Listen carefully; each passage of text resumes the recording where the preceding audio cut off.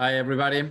Officially, welcome to this meeting. We have really interesting topics to discuss, recap of Lisbon and particularly Koos' presentation and how to leverage socially and what he did in Lisbon that I was told, Koos, that it was simply great. So with that, I will hand the floor back to Hannah.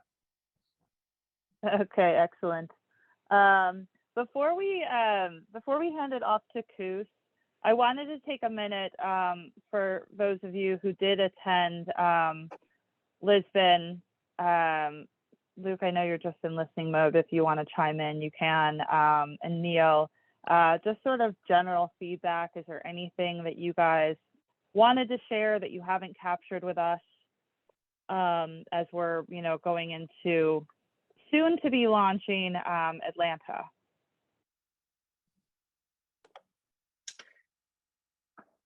I thought it went really well.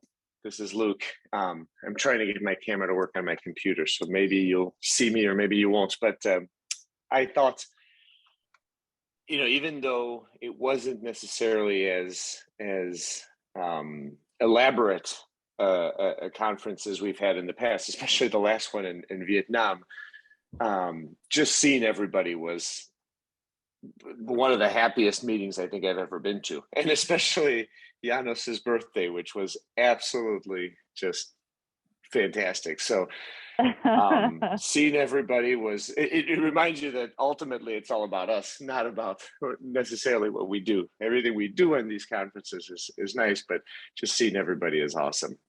And I think for Atlanta, you should sort of plan along the same lines. The one thing I did notice, and this is not with just me, but with everyone I spoke to, that it was very tiring.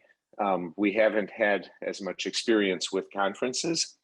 And so I think we were all a bit more tired at the end of every day than we usually are. And I'm sure that'll go away eventually, probably very quickly. But for Atlanta, it might be good to keep things fairly light again, just to be safe.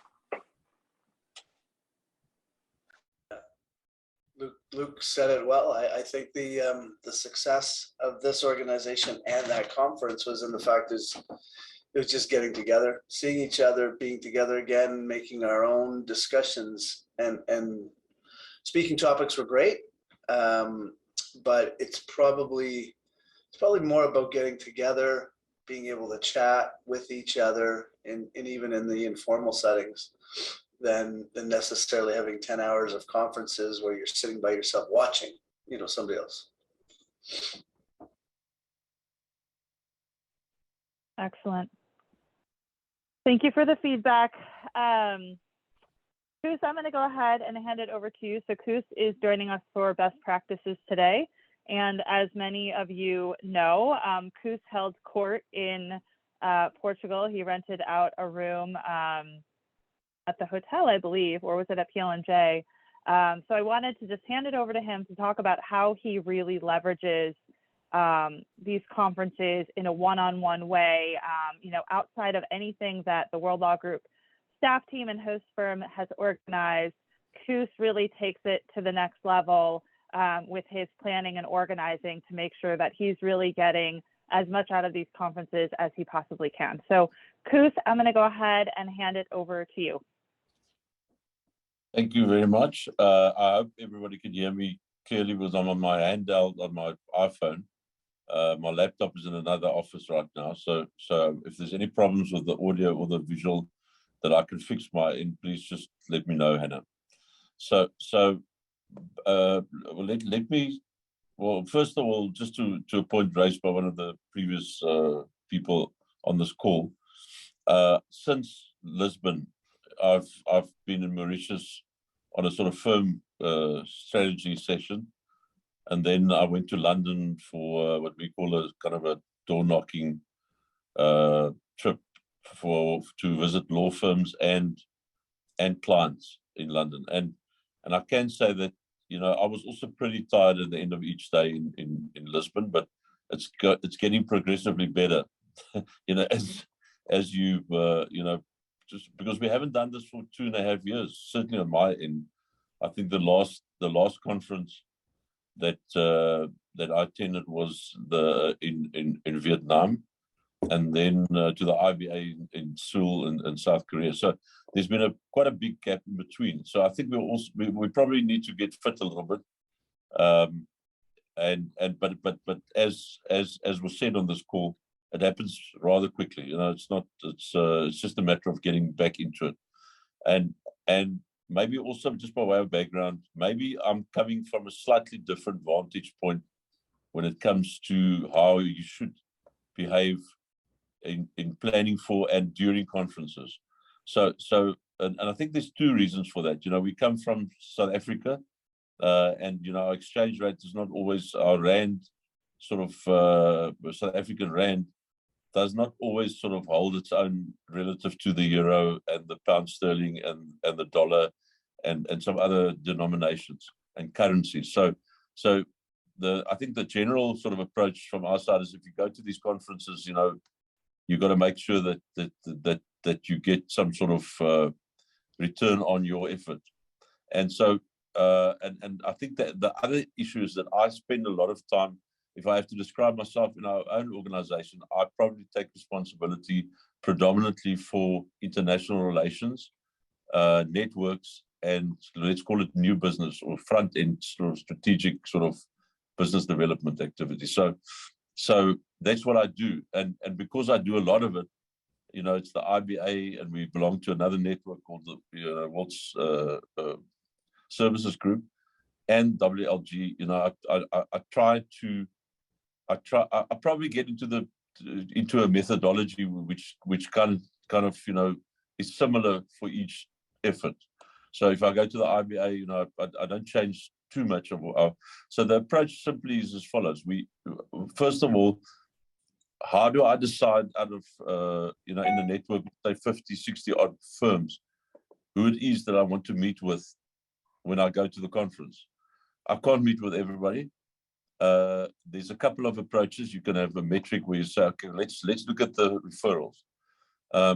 I actually don't think that's the way to go, particularly in the case of the World Law Group. Let me just say something about how I've experienced the World Law Group relative to say the IBA. Now, the World Law Group is operates, in my view, very much along the lines of a family. It's a very close kind of group of people that particularly when we haven't seen each other for a couple of years, it's actually very enjoyable.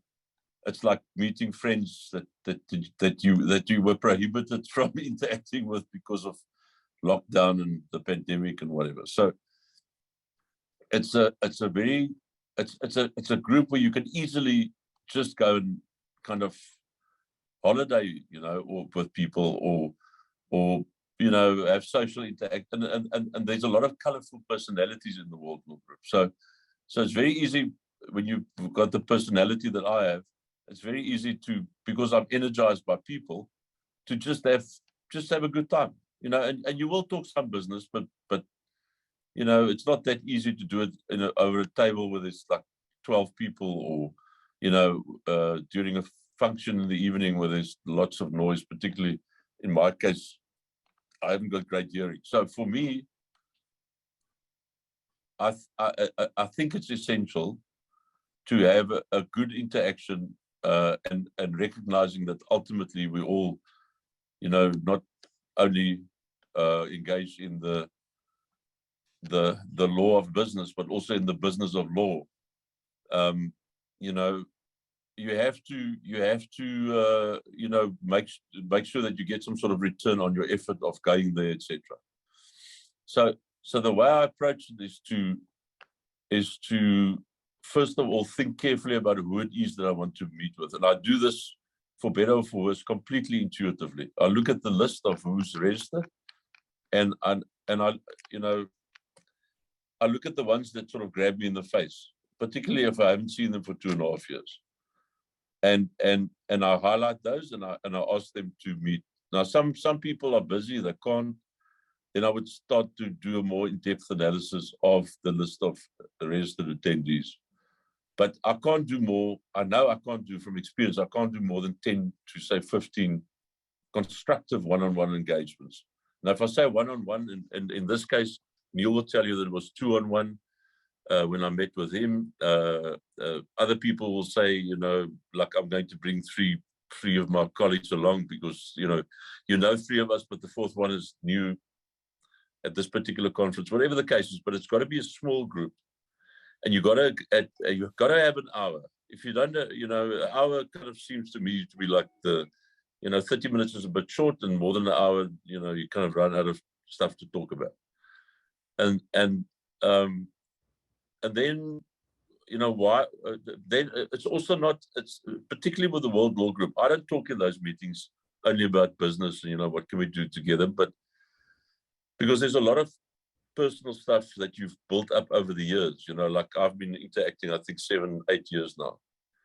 But at least you have a meeting where you're not interrupted. That's about. I wouldn't put it by. You know, it's like at least you can talk sensibly. And then of course the practicalities around it is it's better to have it at your hotel because then people come to you, but you also need to go to their hotel sometimes, or you must do it at the host firm like PLMJ this time. And I was talking to Anna before this discussion about maybe we should have in the future we should have a venue where you could have like soundproof booths or whatever, but just some place. Because the problem is if you do it at your hotel, it comes at about 400 to 500 euro per day. And at my hotel, the DoubleTree, I only got water. There was only water. There was nothing else. So, you know, you've got to sit there and drink water for hours. So it's also not that great. So maybe, you know, and then the important thing I think about those meetings is not so much what you say at the meeting, but it's the follow-up. It's like, you know, when you get back home, there's always something that sticks. Like with Neil, I know more or less, you know, what it is that we can talk about that I actually haven't got around to, Neil, because, you know, I went to London and Mauritius after Lisbon. But I've got a fairly good sense of what it is that we should do on the business side, other than, you know, looking forward to meeting each other again in Atlanta. So in a nutshell, you got to do some planning. You got to decide who you want to meet with, because you can't meet with everybody.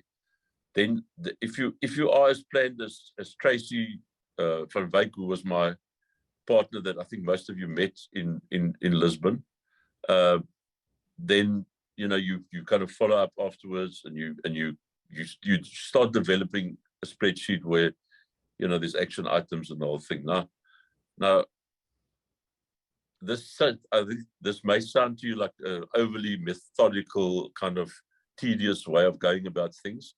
Maybe that's just me, but I think particularly when you bring in a new partner that's now working with you, like I was required to do, it's very intimidating for them to just come and, you know, have lunches and dinners, go to venues, and they don't. It's difficult for them. So I think it actually helps to be a little bit more structured about it, and to try and you interpret more as a newcomer in a sensible kind of focused discussion than I think, you know, just socializing. And you know, they say, this is my final thought, they say that structure is always, let's leave the structure. Culture is always top down. Now in WLG, what is the top? In my view, the top is kind of the people that started this network, that's been around the longest, and that has got more influence than others. And we will hear from at least one of them in Atlanta. And I think this started out as a network where people needed to have other people in other jurisdictions to collaborate. There's high levels of trust. There's a lot of goodwill, and people, you know, the WLG typically are people that seek out the company of other people and enjoy their company, right? So that's the culture, right? Maybe in future it will become more business-like, but there's no reason why you can't preserve that culture and have business-like interaction. I just find that it's not that easy for me to do that in a big group, and it's better to do it in a smaller group and I spend a bit of time thinking about who it is I want to interact with, and then it's a bit time consuming, but you have to have 2 or 3 meetings a day with the people that you want to talk to. That's about it.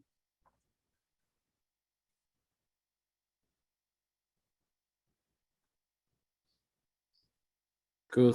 Thanks for the presentation. I have one question. When you select the people that you would like to meet, do you analyze the data of prior workload that you had from that jurisdiction, from that firm? Yeah, I think that's a good question. I mean, like I said earlier, there's a couple of metrics that you can, of course, we do analyze it, but it's not I sometimes would get that report and I would see the revenue, the fee revenue that's derived. And by the way, we measure inbound and outbound. So if it's your firm, I will look at what you've referred to us and what we've referred to you. I think both of those are relevant. And not just, what it is that we got from you. But I must tell you that sometimes I get a, for example, now, Garling, WLG, I'm just mentioning them. The inbound fee revenue derived from that firm in this particular year is exceptional for us. If you look at what we've received, I would say, on the inbound side, and if I say we, I'm talking about ENS Africa, what we've received from other firms, but it's a once-off, non-recurring type of, and it's not a direct referral either. We were just told, that there's an Indian law firm that's looking for somebody in South Africa. Then we went to that Indian law firm, Rajaram Legal, and they said, look, we've got a client, you must speak directly with the client. And then we had to pitch to the client, and it took 3 months to secure the mandate, etc. So it's not like Garling WLG said to us, there's a firm, there's a matter. They did say there was a firm. They said, but they didn't say to us, like, here's a mandate, just sign the mandate. There's a lot of stuff that we had to do ourselves. So I'm telling you all of this because on that construct, on that approach, it would seem to me that my very first meeting in Lisbon should have been with Garling WLG. Now, that's not the case. I'm not even sure that I met with him because, it was a once-off. It can't be the only determining factor. I like to meet with Neil. I'll meet with Neil anytime, even if he's said nothing to me. And I'm just using that as an example. So it's not the only determining factor to say, well, let's look at the money. It's a combination of people that I feel because sometimes you don't want to talk about referrals or business. You want to talk about the network. Where's the network going? What is it that we're going to do in future? On whatever.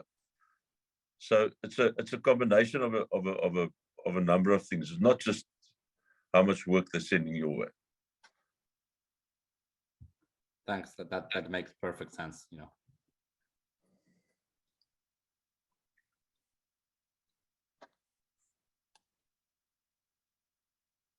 I don't know if there are any other questions.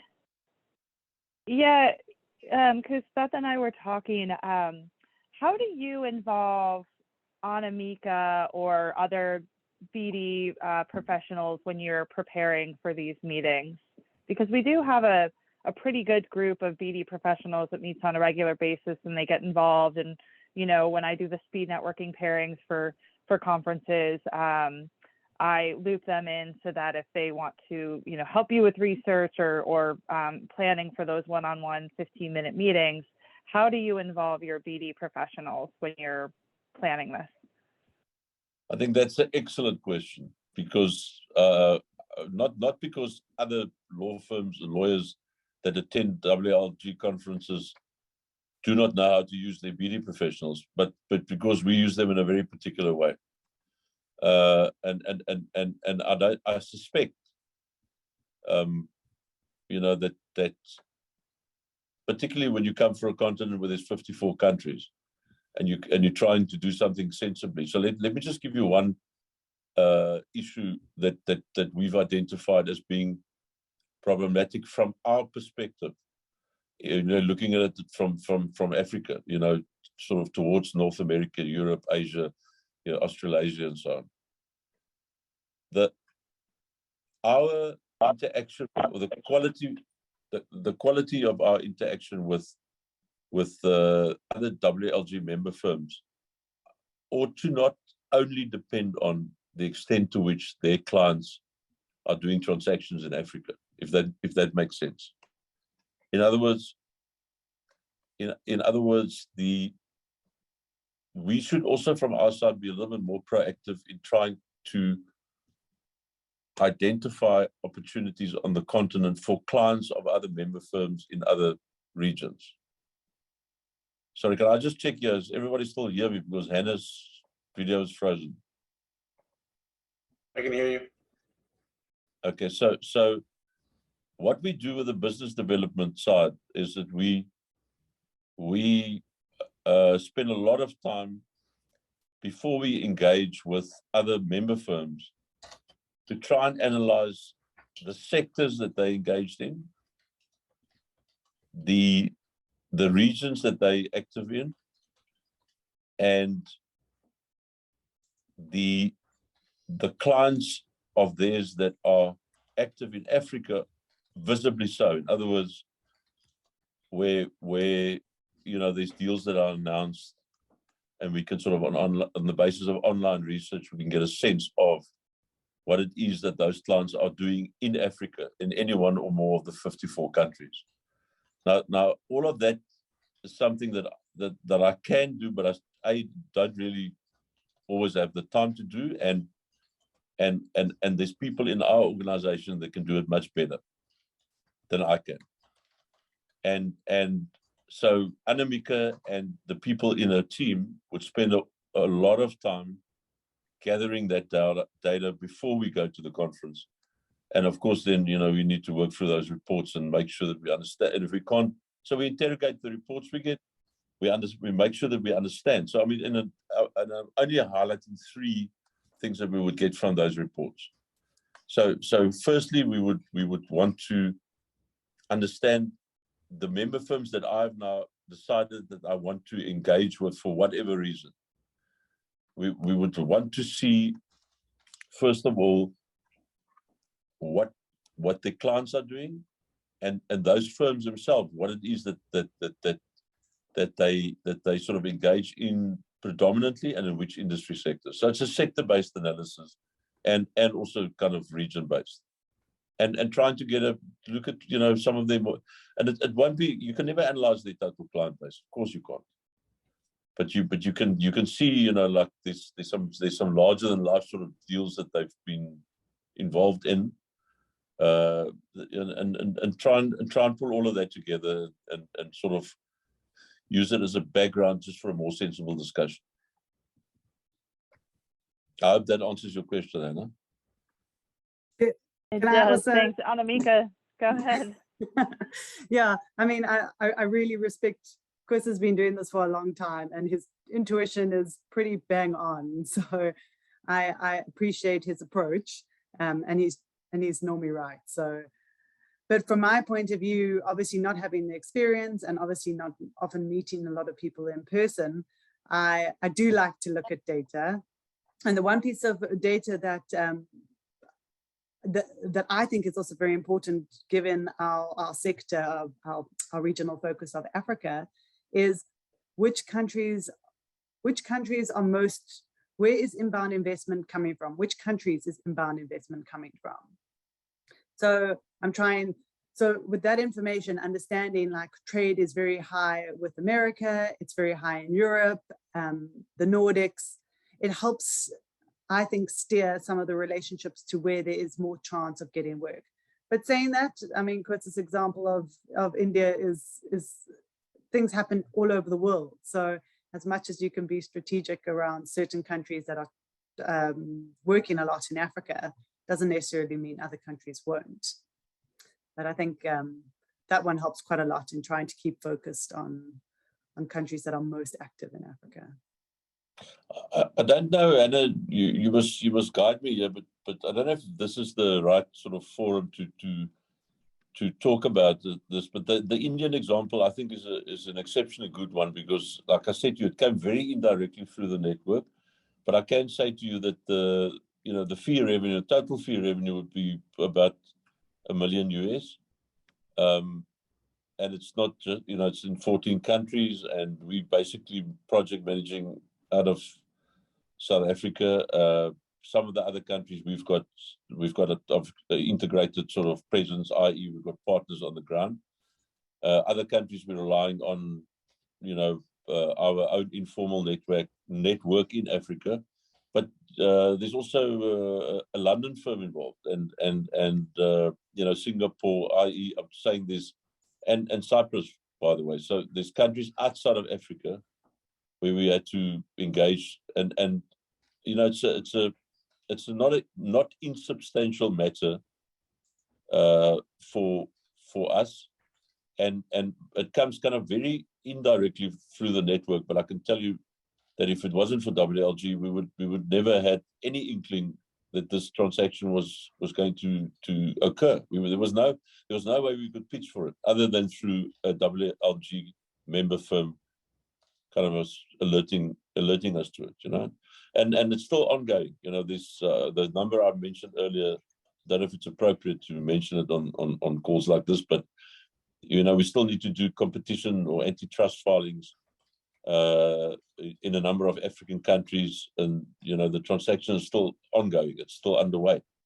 It hasn't closed yet. So it's a very nice, to put it, nice is maybe not the right word. Nice is like having tea and scones, but it's a not insubstantial matter. We're pleased that we're involved. Let's put it that way. That's great. We may ping you to chat about that in Atlanta, Koos. I'll do that. No problem.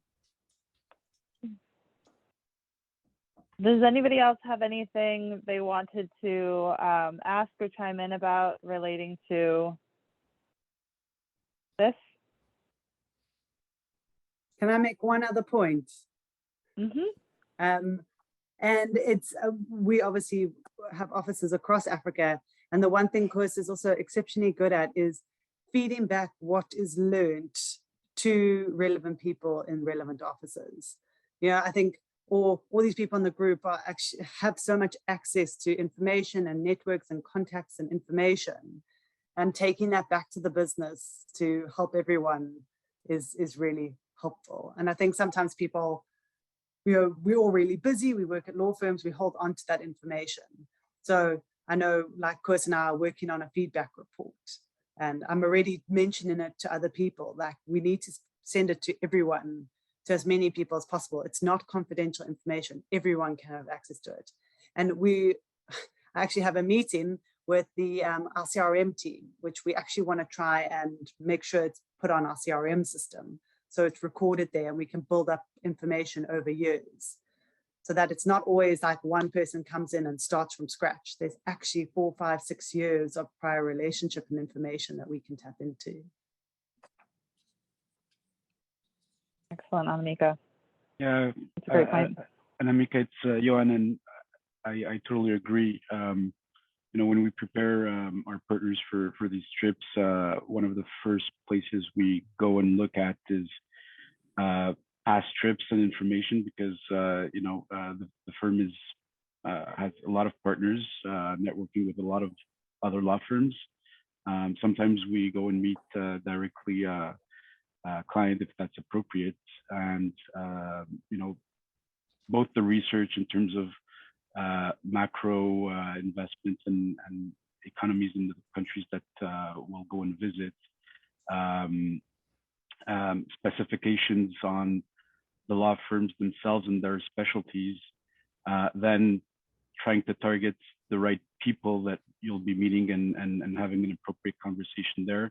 And of course, having the background of the relationships or past meetings with either members of that law firm that you're visiting or connections with that specific lawyer, all plays into the preparation of those trips or meetings. And then, the hardest part is, they come back, everyone comes back, they're excited, you have a few leads or follow-ups, but it's really all about storing this information and making it available for others as well. So one of the things that we've started to do is actually out of our intranet, build out pages that are specific to a few regions or to a few law firms, and from our CRM system, trying to have an automated search or reporting that you can quickly go and try to get the information that's relevant. So again, on a regional basis, or maybe if it's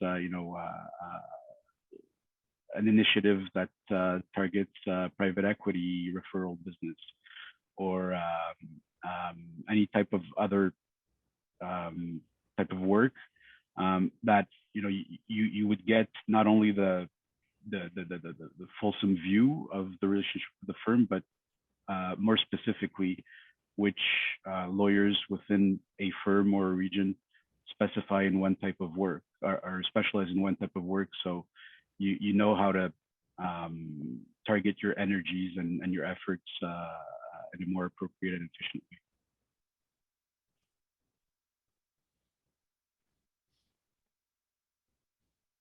No, that's very useful. Thanks, Johan. Okay, just to be sure that we have time to get through the rest of the agenda, I'm going to end this discussion, but Koos, I really appreciate it. And I will be circling back with you regarding that collaboration, because I think that would be a good one for us to share in between sessions in Atlanta. And of course, I'll put together sort of a recap with these key points that we can circulate to others that they can use for, and it doesn't just apply to World Law Group conferences, right? It applies to any sort of conference where you're traveling and meeting with others and have the opportunity to sort of vet the list and what the opportunities are. So thank you, Koos. Thank you, Anamika. Thank you. I'm going to drop off. Thank you very much. Yeah, thanks, Koos. Bye-bye. Next on the agenda, I'm sort of going out of order just because I want to make sure we have time for certain things, being the Atlanta conference. So we will have a breakout session that will be business development focused. And I wanted to just talk about briefly with you guys about that to see what that might look like. Ignacio and I have been talking over the last few months about best practices in cross-selling within firms. And Ignacio, I'm going to hand it over to you to sort of talk about what your firm does with those, major matter meetings and those weekly or monthly, I can't remember what they are, that you guys host as an example of what we would be looking for this type of session. Thanks, Hannah. Just as a way of example, I think that it was like 2 or 3 years ago, we started to set up a weekly meeting among partners. That is, between 30 to 45 minutes, maybe 1 hour sometimes, but I would say that we keep it to just 30 or 45 minutes, and each partner that has opened a deal that, according to that partner, that deal may create some further work for other practice areas. He explained the deal, and he explained why that deal may be interesting for other practice areas. And then after the call, the partners that are interested in getting in touch with the client or developing further business with respect to that client, they get in touch and try to develop any strategy to follow up. We don't discuss how to move forward with each and every client. We just present information to our partners in order for each partner decide whether or not they need to follow up with such partner in order to contact the client and move forward. And it's a way of I'm gonna later, if I have 5 minutes, I would like to just have a breaking news for the World Law Group that we just have uploaded information in the site. I'm sure that you might be aware, Hannah. We went through a kind of a merger this week. We did see that, and it was on my list to ask you about at the end of the meeting, Ignacio.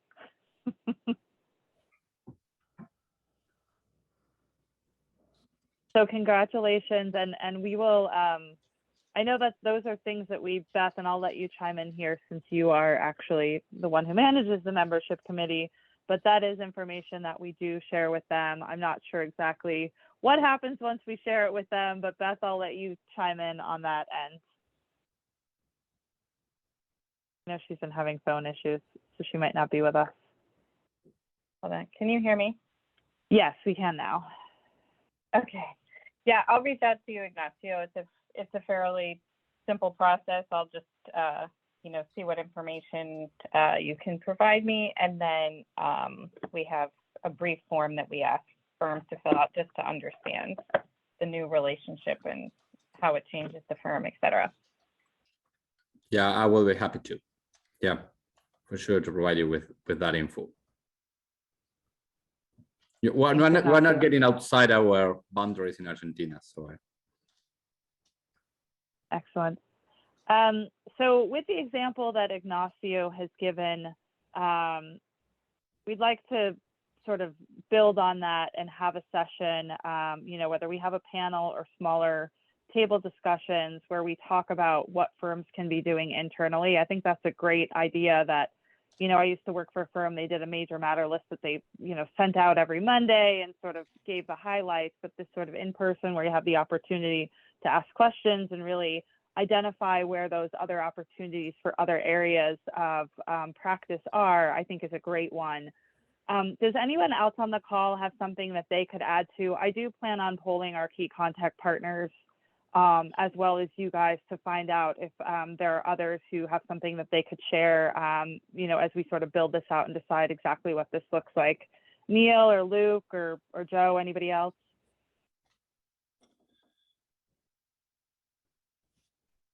Yeah, I mean, it's a challenge getting the word out there, and a couple of people have commented. We've got 4 or 5 people really on this call, so finding a way again to get people engaged generally with the organization and engaged in participating in conference activities, whether it's the social aspect or the formal aspect, and getting them engaged outside the conferences is maybe going to be a challenge in a post-COVID world where people are doing their own thing. Somebody mentioned, well, the participation is light because people may be on vacations and stuff. I don't know. We all do stuff on our vacations. Spending half an hour or 10 minutes on a call shouldn't be a reason not to participate. Just because we've seen sort of a little bit of this lagging attendance and everything from board meetings and others to these kind of conferences. So I think if you had my input, it would be getting back into that sort of that whip mode where we've got somebody that's following up with people and asking if there is something they're doing, the KCPs or others within the organization, if there's something they're doing or if there's something we can do to get them involved directly. Of course, people. Sorry, go ahead. No, I was. Let me know when you're done. Go ahead. You're on a I'm roll. done. I'm done. I don't have anything specific to add, but more sort of just a question for what that session may look like. Does this group have a budget? Like, if I know in the past we've hired outside consultants to come in and talk and do that sort of thing. Atlanta is an easy airport to go to or come to, and there's a lot of people who are probably capable of speaking on such a topic. So if we had sort of a mixed bag session where we had someone talk about some things and, have some content fed that way and then have some breakout discussion too, maybe it's sort of a hybrid approach of what we would do. So I guess, I don't know if we want to put the word out to folks in sort of North America, which would enable those type of people to get here quickly and easily and maybe get to, have somebody do that, sort of one piece of it. And the second piece is if we did that and there was a cost to it, does the BDC have a budget to pay for that, or does that get added to the delegate budget? We don't have a specific budget, and this session wouldn't necessarily be just for CDC members, right? Like it would be one of the breakout sessions that anybody could choose to attend. So the answer is no. That being said, I imagine this is something we could talk to some of our North American BD professionals about and see if we could come up with some sort of training with them. I know I've spoken to a couple of them already that it just didn't work for their calendar to be able to attend Atlanta because we considered that marketing and BD track in Atlanta. So we could go about it that way, but in terms of a speaker budget, we do not. Okay, that's fine. Well, But if you know of somebody locally, Joe, that somebody locally in Atlanta that's willing to hop in and do this. But yeah, this is just sort of the early stages of fleshing out what this looks like, whether we have a panel or a moderated discussion within the group or smaller group discussions. Joe, here's a thought, and I don't want to throw stuff on Tom's, but Tom's been around for a long time in this organization.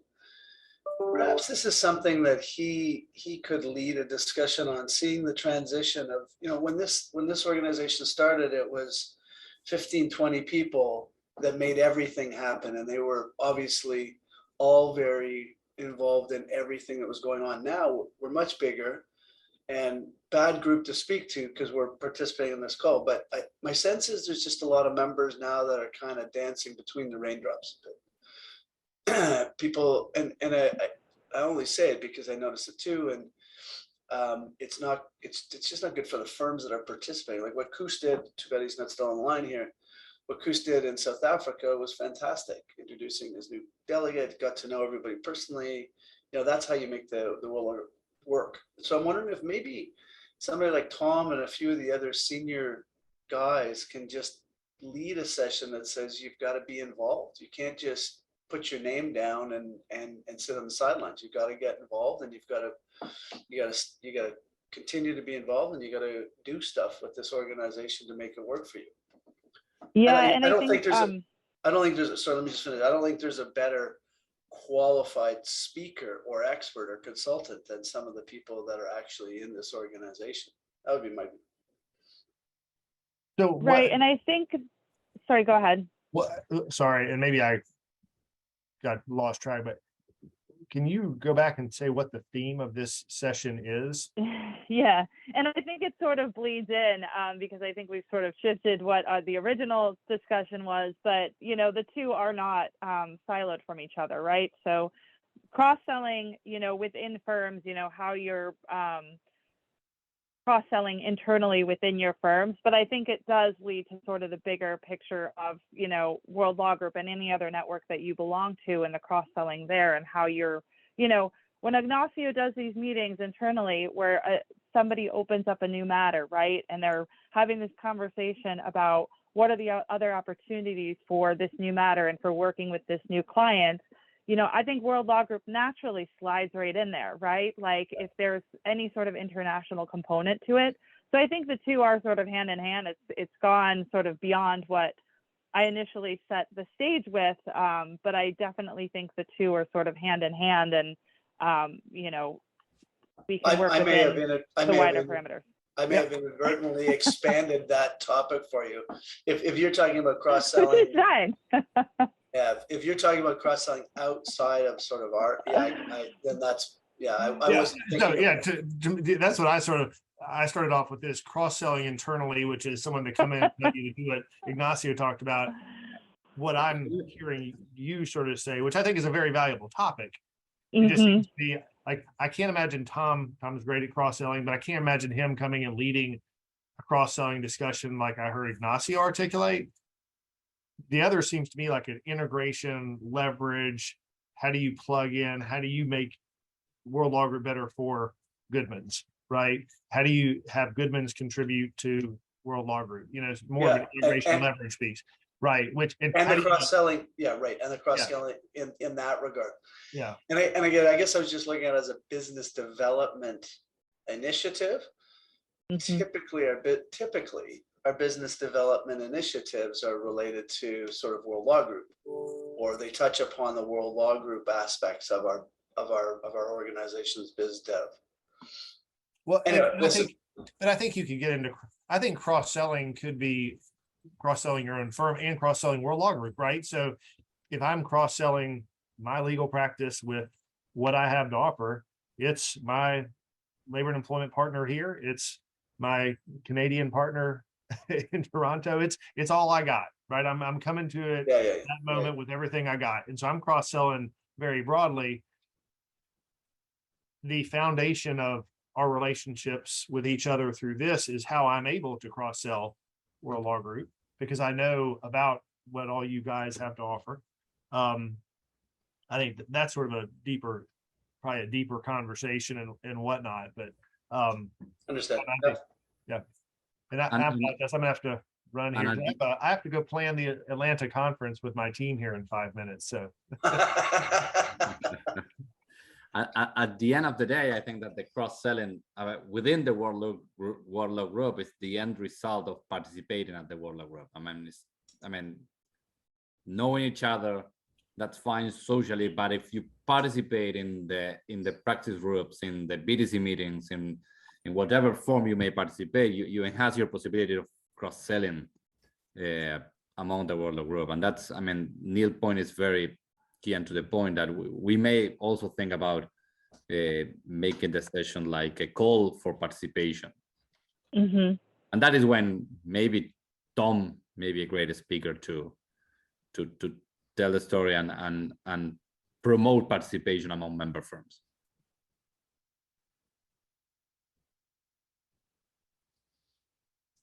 Yeah, and we did do, and now I'm totally blanking what the other one was, Ignacio, but we did poll. Seth, who did we poll even? Was it KCPs or just a select group of KCPs on topics? And I know the cross-selling was #1, tied with something else, which I'm now blanking on, but I know cross-selling was sort of the theme we were looking to drive with this anyway, you know, whether that's cross-selling internally or, you know, leveraging World Law Group for your cross-selling, however we make that look. That was the feedback that we got. So I think people are definitely interested in that discussion. And we obviously can continue this conversation. We're going to have to, as we're sort of building this out, just knowing that we have this time slot that we are working on, you know, organizing out of the BDC.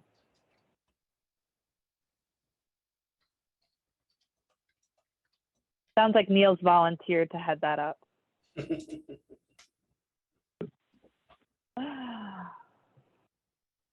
Any other thoughts on that? And we, like I said, we can continue the discussion on this over email. We are not planning to have an August meeting, so our next meeting would be in September. But I know how to get in touch with all of you, and you all know how to get in touch with me. The other, let me just pull up this agenda. The other, I have another item on here regarding client involvement in events, but I think I'm going to table that to just, it was a couple of examples that I wanted to share, but I can table that till our next meeting. And that's client involvement in World Law Group events. The other thing that I did want to at least put out there for your final feedback on was the custom presentations template that I sent to you all this morning. If you didn't get that, let me know and I can forward it to you. I know Ignacio said he did not, so I forwarded to him. But these are the internal presentations that we're going to offer member firms. You know, ideally how it's going to be structured, we will have certain sort of buckets or modules that will be sort of pre-planned, but we'll customize these to individual firms, you know, what they specifically want to hear about. And so I anticipate we'll be able to sort of launch that in August and do a few of those between now and the end of the year. There's no sort of timeline on these. It's just what works for the member firms. I'll work with the KCPs and then the other appropriate leaders or lawyers or staff team members within World Law Group to schedule those and get those rolling. But anyway, I did send that form. It was a Word document this morning. I will include it when I circulate the final version as a Word document and both a form to fill out. I know some people have trouble with our forms, so they need a Word document. But if you have any comments on that, or you think something's missing or needs, editing, please let me know. Please take a look at that and let me know this week. Thank you for Yeah, that. Hannah, I don't think I received it. I got your reminder about this meeting, but I didn't get a separate email with any templates. Okay. Let me forward this to you.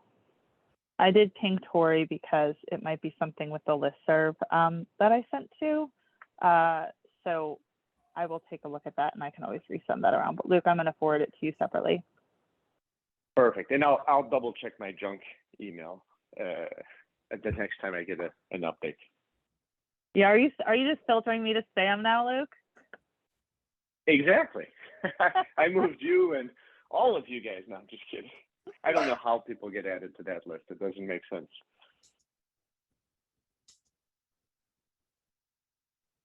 Ignacio, anything else that you wanted to cover, or Beth? Not on my side. Just a heads up on the integration. We have joined efforts with a labor firm in Argentina. That's Funes de Rioja. We felt that we needed to make a boost to our labor law practice, and that's the reason why we approached a year ago Funes de Rioja, and that is a labor law boutique tier 1 in Argentina, and we started discussions in order to explore how to collaborate, and we ended up seeing that we shared a lot of values and a lot of common strategies to approach and to provide client service. And we ended up with this new platform that we launched on Monday.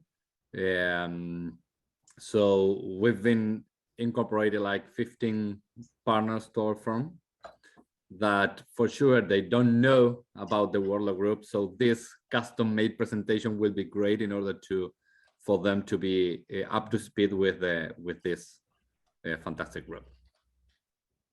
Perfect. And I think just knowing the HR group leaders, they would love an opportunity to get involved in that and just sort of talk about the group and what they've been doing. They're a very active, engaged practice group within WLG. And Alyssa did actually send that to us this morning in our member news chat. So Alyssa, why don't we go ahead and plan for that? We can add that to our social media calendar. And then perhaps when we start adding that news section to the Fortnite Focus in September, this would be one of the items that we would include.